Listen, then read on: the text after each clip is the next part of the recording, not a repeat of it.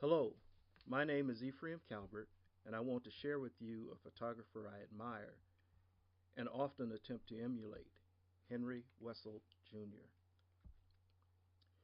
Henry Wessel is an American landscape photographer heavily influenced by Gary Winogrand. He, along with others, including Robert Adams, Stephen Shore, Joe Deal, and Louis Baltz, were determined new topologists. His style tried to capture the interactions of humans, how humans interact with and impact the landscape.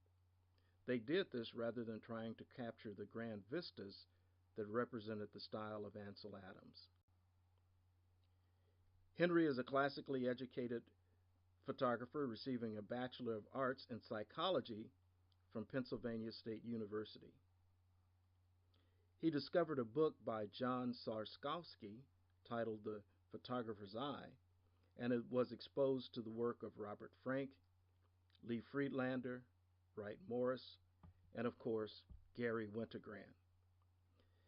He became so enthralled with photography that he abandoned psychology and instead received a Master of Fine Arts from the University of New York at Buffalo. Henry began his career photographing in the Northeast under the diffuse light caused by clouds that were the everyday experience. When he first experienced the cloud-free sunlight of Southern California, he fell in love with the sharp, hard edges that were produced by that type of light. Henry's words are best used to describe his image style, his philosophy, how he captured and processed the finished product. So let me share some of his thoughts on his art with you. On arriving in California, I was struck immediately by the light, the sunlight, the way that it lit all the surfaces. Whether a surface was bright white or dark gray or black, they were lit by sunlight in a way that had the air of physicalness to it. You felt very much like the light was enveloping everything. I realized that there was a way to carry that light into a photographic print. It was not the traditional way of carrying it, but you could carry it. You could get the feeling of sunlight. To do that, you had to be generous with your exposure, and then work the print in a way that allowed you to describe shadows as very open areas, so that the light in a shadow area was still very descriptive. You could still see many things in the shadows, and that the sunlight that fell on objects would be very bright. The combination of these two was how the physical world actually looked, where you could look and see information everywhere. And that is what I strive for in a photograph. I try and work before my mind is telling me what to do. You know, your mind is always back there. It's always saying, move a little to the left, move a little to the right. You want to beat that. You cannot be thinking. You're just yes, feeling, yes, boom, here, there, whatever. Once you recognize something, then you are actually less aware. You name it. Once you name it, you name the telephone pole or the shadow, you are less aware. But if you are not naming anything, then you are aware, more animal-like. So the mind is always saying, look at that telephone pole, move left, move right. So you wind up in most cases making 5 pictures, maybe 6 pictures of the same stuff.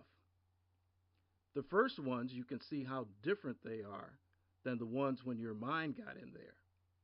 When your mind gets in there, they start to look like the photographs that you already know. They look like problems you've already solved. They are never taking you to a place that's unfamiliar. Then they look like everybody else's photographs. After I photograph, I wait quite a while before I look at them. A year, 2 years before I actually look at them. Sometimes longer than that. So I need to be distant from that subjective experience of photographing them so that I can see what the photograph itself contains. I put all the photographs in my studio up on the wall. I began to live in the world of these photographs. And I would walk past the photographs, just like I might walk past a tree or a corner in the actual physical world.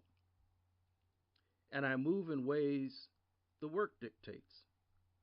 I move and it allows me to exist, not in the physical world, but the world described in the photograph. And as I did that, I began to discover things. There is a dimension that is very singular that's being described in these photographs. So you have the appearance of the photograph. You have the experiential knowledge of the viewer. And you have the viewer's own imagination. And it's that event that shapes the meaning of the photograph. I take pictures where I am, where I happen to be. I don't go out to take pictures. I just take pictures. The world is filled with incredible things. So I'm just happy to let my eye be caught by something.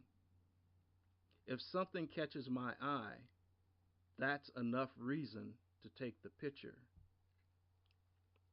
In a still photograph, you basically have two variables: where you stand and when you press the shutter.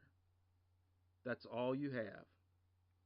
You don't have to be in front of stuff that's going to make a good photograph. Everything. It's possible anywhere. So my craft is duplicating the light that exists in the physical world. That's my measure of a good print. If it feels like the light that exists in the physical world, it is a good print. I hope you have received a small bit of the simple eloquence of Henry Wessel, the photographer, and even more so, the philosopher. He is as direct and precise as the images he produced. Henry chose to be generous with his exposures, unlike many of his contemporaries. His images are bright, and as he would say, all about the light. Thank you for allowing me to share this wonderful artist with you.